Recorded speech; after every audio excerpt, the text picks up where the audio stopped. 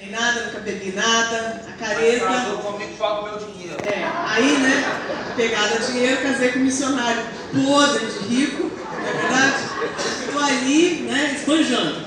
Então, sou filha e neta de professores de história, então estudar na minha casa sempre foi assim, não tinha outra alternativa, era a única que existia. Então, o que a gente fazia era estudar.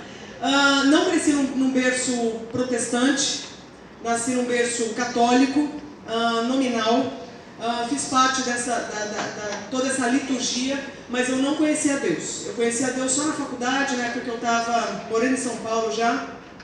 E curiosamente eu fui à igreja para salvar minha amiga da igreja. Eu fui com uma missão, tirá-la da igreja. Então, para você ver, não vim de uma história louca, sexo, drogas e rock and roll como o Diniz, mas eu era igualmente morta. Eu era igualmente enganada. Eu era igualmente uma futura moradora do inferno. Porque eu já vivia um inferno separada de Deus. Então eu era boa moça, boa aluna, estudiosa, obediente, engajada, mas eu era morta espiritual. Então eu precisava de Deus tanto quanto Ele. E foi só no 4º ano da faculdade que eu conheci Jesus como meu Senhor e Salvador. 21 anos de morte. 21 anos sem usar droga, 21 anos caretinha, mas 21 anos morta. Lutando para ser alguém baseado naquilo que eu sabia, naquilo que eu conquistava com as minhas próprias forças. Uma pessoa que não podia ter medo, que não podia ter dúvida, uma pessoa que não podia errar, uma pessoa que tinha que ser a melhor em tudo para ser alguém. Então a minha lógica era fazer para ser. Por isso que eu não usava droga, porque eu era dependente dos meus neurônios. Eu preciso deles porque eles são tudo que eu tenho. Então, quando eu conheci o Evangelho, saiu um peso das minhas costas, que era o da condenação, era o da falta de filiação, era o da falta de sentido, da falta de identidade, mas também acho que da falta, agora eu estou livre da culpa. Eu estou livre dessa obrigatoriedade de fazer as coisas, senão nada acontece. Então agora eu não tenho que carregar o mundo, agora é o meu Deus que me carrega. É o meu Deus que vive através de mim. Ele que agora é a vida que eu vivo. Então para mim foi um grande descortinar. E aí eu descobri um chamado missionário. Fui estudar fora, fui estudar a Bíblia, porque eu queria entender a Bíblia, porque eu não queria ser enganada por pastores, que a época que eu converti foi em 94. A gente via no Brasil um momento em que pastores eram considerados pessoas altamente perigosas. Graças a Deus isso mudou. Quando você vê essa nova geração surgindo, você fala assim, que bênção, não é verdade? Então assim, na época, eram coisas horríveis que a gente ouvia falar de pastores, as atrocidades, os desvios de dinheiro, os desvios de conduta, o desrespeito a outras religiões, chutando santa dos outros. Então foi nesse momento que eu converti. Então eu queria entender a Bíblia para não ser enganada por religião. E aí eu fui estudar, e quando eu voltei para o Brasil, eu entendi que era a hora de eu me engajar com missões. Deus me liberou, e aí aconteceu o quê? Membro de uma igreja no interior de Rondônia, algumas pessoas envolvidas com homossexualidade foram procurar ajuda e não encontraram ajuda. Encontraram no primeiro momento. A igreja foi linda, gracinha, acolhedora, missionária, amorosa, acolheu, mas não tinha conhecimento. Então nós perdemos todos os rapazes que procuraram Jesus, que procuraram a igreja para descobrirem quem eles são a parte da homossexualidade. E não encontraram resposta. Todos desviaram. Um deles era meu melhor amigo. E tentou aliviar o sofrimento dele através do suicídio. Eu tinha acabado de chegar do seminário, tinha ouvido e lido tanto a respeito de Deus, e eu não aprendi nada, não tinha aprendido nada praticamente sobre sexualidade, em especial a homossexualidade. Foi quando eu fiz uma oração pedindo a Deus para Ele me ensinar sobre o assunto. Mudou a minha vida. Porque daí eu fiquei sabendo que estava começando uma agência de missões urbanas aqui em Vitória, no Espírito Santo, que eu nunca tinha pisado. E eu entendi que era a hora da minha igreja, inclusive, engajar comigo e me enviar. Na época eu era diretora de empresa da empresa da minha família, vida ganha, estabilidade financeira, vidão, entendeu? Sucesso. Só que eu entendi que nada disso era mais importante do que a minha geração indo para decadência, para destruição, por falta de um evangelho que pudesse ser acessível para essas pessoas. E eu lembro que eu peguei o que eu tinha um carro na época, um computador, uma impressora, uns livros, umas roupas, e vim. Nunca tinha pisado aqui. E aí a gente começou a Avalanche em 2004, foi quando eu conheci o Diniz. Deus sabe, Graças a Deus eu não conheci ele antes, porque talvez eu teria desistido, Mas eu vim e conheci o Diniz aqui, que era o mentor do projeto. Eu vou pedir para você projetar, que daí eu vou rapidinho aqui. Então, quem nós somos? A gente é uma agência, isso aqui é só para você se situar, tá?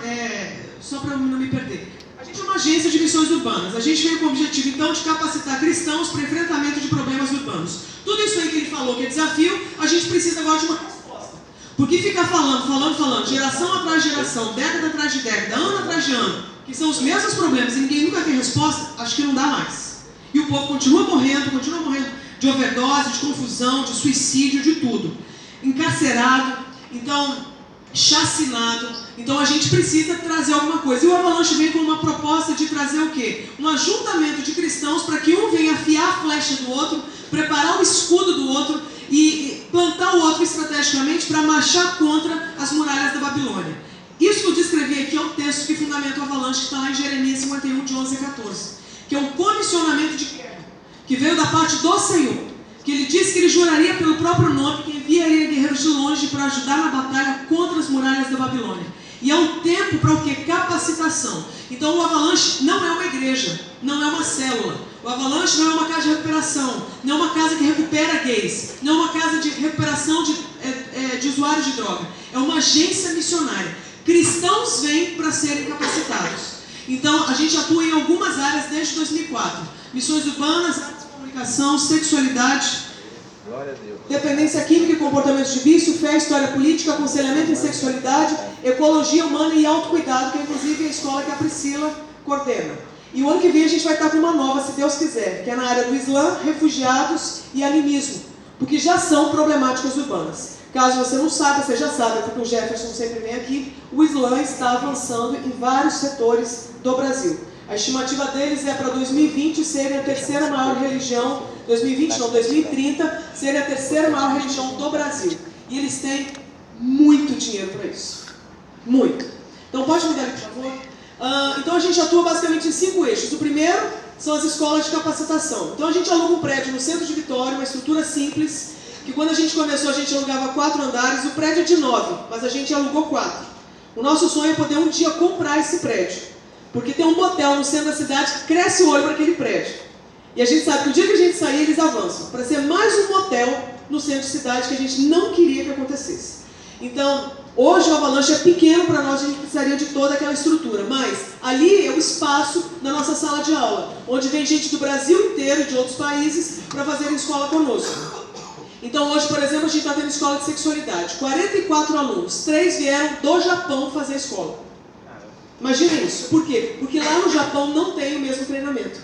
Então os caras são líderes, largaram tudo e vieram para ficar morando conosco por 20 dias para receber o treinamento que a gente, pela graça de Deus, tem oferecido. Então ali as escolas de capacitação acontecem. Pode mudar, por favor. A gente também atua no segundo eixo, que são as intervenções urbanas, ou seja, levar as pessoas para a rua para poderem sensibilizar a sociedade com relação a alguma demanda. Ontem mesmo nós tivemos 2 intervenções no centro de Vitória. Uma sobre violência doméstica, porque os índices continuam gritantes, em especial com relação à mulher negra, certo? Nós acabamos de perder uma médica aqui na cidade, vítima de feminicídio, né? Então assim, até quando isso? Até quando ser mulher e ser mulher negra nesse país é um risco de morte? Então isso não faz parte do reino de Deus. O reino de Deus tem que chegar nessa área. Mas também fizemos uma intervenção ontem na área da violência sexual contra crianças e adolescentes, que os índices continuam assustadores. Em especial para a cidade de Vitória, com o caso emblemático de Araceli, não é? Mas nós temos outras áreas de intervenção. Corrupção, a questão de meio ambiente, tráfico humano, racismo, lixo. Então assim, tem muitas coisas nessa área muitas áreas que a gente acaba abordando com relação à intervenção. Pode mudar. Intercessão. Então, há anos a gente tem grupos de intercessão, a gente tem um movimento de intercessão, especialmente no campo da sexualidade. Orando pelo cristão brasileiro e orando pelas famílias, relacionamentos, casamentos, namoros, adoções, educação de filhos. E também pelos ministérios de ajuda no Brasil na área da sexualidade, que são muito poucos quando a gente compara isso à demanda que a gente tem na nação. Então, a gente reúne através de intercessão. E também, pode mudar, os aconselhamentos, porque a gente entendeu que não adianta só entender de algumas coisas se a gente não puder estender ajuda. Às vezes a gente sabe dizer, como o Diniz disse, descobri que tem transtorno de déficit de atenção e hiperatividade. Ah, tá. E agora? Então você vai para casa com esse rótulo e vai viver como? não é? Então, como é que a gente vai viver agora com isso? Então, o aconselhamento é aquele suporte de você estar ao lado da pessoa para ela dar conta de viver o reino de Deus no dia a dia dela. Senão ela é mais uma que sabe o nome do problema, mas não sabe o que fazer com o problema, não é? E por fim, a nossa última área é a questão de evangelismo. Aqui é uma foto, né, do Luau que a gente participa já desde 2004, que é o Luau GLS, Graça, Luz e Salvação. Aqui, sim, o coral foi. Com os profissionais de sexo em Camburi. Mas que a gente hoje não atua mais só em Camburi, porque hoje, graças a Deus, a gente consegue ter acesso a inúmeros prostíbulos no centro de Vitória com a bênção dos cafetões. Consegue imaginar? Então, em horário comercial, eles liberam a nossa equipe para entrar, para orar com as profissionais do sexo, para ministrar na vida delas. Então, para você ver, assim, o mundo está clamando. Sabe a seara? Sabe, os campos estão brancos. Hoje a gente precisa o quê? Treinar mais gente para ocupar mais espaços. Então, fecha a minha fala. Pode mudar ali, que eu acho que é a última coisa que eu quero apresentar. Só em números gerais, assim. Eu trouxe só alguns dados dos últimos anos. A gente começou em 2004 com... Eu quero que com isso você tenha uma ideia do avanço, acho que do engajamento, da mudança da igreja no Brasil. Em 2004 nós começamos o Avalanche debaixo de muita, inclusive, perseguição. Muita gente orava para o Avalanche fechar porque achava que era um grupo de satanistas. Porque na hora que batia o olho no cara, por exemplo, como o Diniz, falava assim, está amarrado em nome de Jesus, manda fogo, Jeová. Porque não pode ser de Deus. Quantas vezes nós chegamos em cultos com as nossas turmas, as primeiras turmas, que era uma galera que tinha um visual próximo, né, assim, muito alternativo, underground, e de repente o pastor mudava o sermão e falava assim, então, você que é satanista, você que é traficante, você que é usuário de droga, era todo mundo missionário, mas não tinha o quê? A cara do povo dele. Então ele achava o quê? Não pode ser de Deus, deve ser do diabo. Então muita gente orou por muito tempo para o Avalanche fechar, achando que era um grupo de satanistas se reunindo no centro de Vitória. Então a gente começou com 2004 com 20 alunos do Brasil inteiro. Então, só para vocês terem uma ideia, em 2013 nós já tivemos 104 alunos formando nas nossas escolas, que são escolas de imersão. Ou seja, as pessoas passam muito tempo conosco, morando conosco numa estrutura que a gente aluga lá no centro. Em 2014, 117. 2015, 157. 2016, 200 alunos. E esse ano, só até agora, nós já tivemos quase 200. E nós ainda estamos em setembro. Então, a gente tem visto um despertar das pessoas com relação a problemáticas urbanas. E aí, a gente já tem feito treinamentos em alguns lugares do Brasil e do mundo. Em praticamente todos os estados do Brasil a gente pisou. Só para vocês terem uma ideia, o Departamento de Sexualidade do Avalanche, faltam, eu acho que 3 estados no Brasil para a gente pisar, levando seminários na área da sexualidade. É um país de proporção continental, né? Quanto mais você viaja, mais parece que o Brasil aumenta. E é curioso, Boca de Fumo tem nos 5.600 municípios do país. Agora, entendimento sobre a nossa geração, você conta nos dedos. Não é verdade? Então a gente tem tido um trabalho muito forte no Brasil, mas em outros países. Chile, Peru, Itália, Polônia, Inglaterra e África.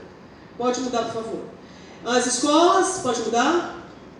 E aí a gente tem algumas parcerias. O Fórum Araceli, que é um deles, que é o Fórum de Enfrentamento aqui de Vitória, na área de enfrentamento à violência sexual contra criança e adolescente. O Congresso Nacional Underground Cristão, o Conselho Municipal de Turismo, o Êxodos Brasil, que é a única rede que reúne os ministérios de ajuda na área da sexualidade, o RENAS, que é a Rede Evangélica Nacional de Ação Social, o CREAS, porque a gente é parceiro do CREAS para envio de meninos e meninas para cumprimento de medidas socioeducativas. E acho que essa semana nós vamos, se Deus quiser, ter a boa notícia de que a gente vai conseguir entrar, se Deus permitir, no Conselho de Direitos Humanos. Porque também é uma área, é uma pauta que nos interessa demais e que fica o convite para a Fundação Batista entrar. Porque está faltando uma instituição se inscrever e eu lembrei de vocês. Seria fantástico a gente militar junto nessa causa, não é? Então, basicamente, eu acho que é isso. Temos outros projetos, Sentinela, que é de oração pela sexualidade do cristão, Boca no Trombone, que são as intervenções, Festival de Artes, que é uma proposta que o Diniz trouxe, muito inspirado, né, na que a gente viu na Polônia, num evento de arte, que é sensacional, para atrair cristãos e não cristãos, para discutirem questões referentes ao Reino de Deus. E o Éden, que é uma proposta de autocuidado a líderes e pessoas que estão correndo risco, de repente, de vivenciar o burnout, o esgotamento, e as crises de identidade e tudo mais. Então, a Avalanche é essa agência de missões urbanas, que está perto de você e que essa igreja faz muito parte da nossa história. Então, por exemplo, quando eu vejo o tanto de gente que é daqui, que soma com a gente, que talvez muitos de vocês nem tenham ideia, é muito legal. A Igreja Batista da Praia do Canto tem sido uma parceira desde o começo do Avalanche, caso você não saiba. Então, muitas vezes, até em off, sem você saber, quantas vezes o Zéu foi levantado para nos dar conselho em situações muito difíceis. Recentemente a gente passou por ameaças de morte, risco de morte, ameaçando nosso filho, ameaças de satanistas, situações horríveis. E a gente pode recorrer a essa igreja para o suporte. Celso, o próprio Jefinho, Elisa, doutora Elisa, que desde o começo da escola, da aula de AIDS, HIV e as ISTs, que a gente encontra, e assim vai uma série de outros parceiros. O Marcelo, do Instituto Marcos Daniel. Então, assim, o pastor Cláudio, fora rodo que é nós, que até cozinhar lá na Avalanche, servindo a gente nesse sentido, ele participa. Então, assim, aqui acho que fica a nossa gratidão, tá? E se tiver alguma dúvida, vocês perguntam para nós agora, tá bom? Obrigada.